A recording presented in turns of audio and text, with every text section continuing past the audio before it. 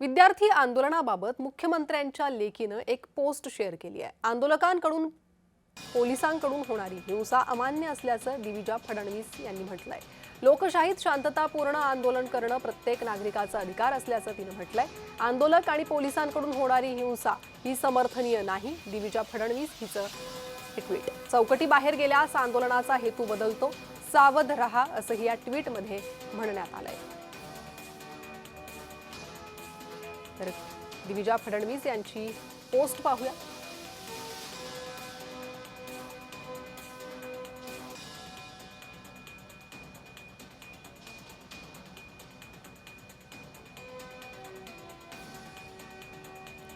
आंदोलकांकडून आणि पोलिसांकडून होणारी हिंसा अमान्य।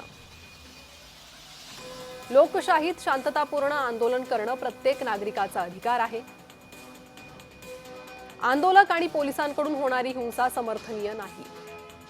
शैक्षणिक सुधारणांसारख्या मुद्द्यांना पाठिंबा देऊ शकता, पण आंदोलनाचं नेतृत्व करणाऱ्या पक्षाला आंधळेपणानं पाठिंबा नको।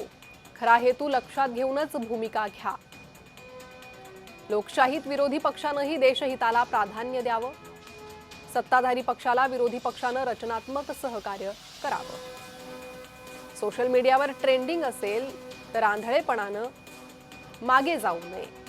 केंद्रबिंदू आंदोलनाचा नीट पेपर फुटी विद्यार्थी हित आहे, तोवर योग्यच। या चौकटी बाहेर गेल्यास आंदोलनाचा हेतू बदलतो, सावध रहा असं या ट्विटमध्ये म्हटलंय।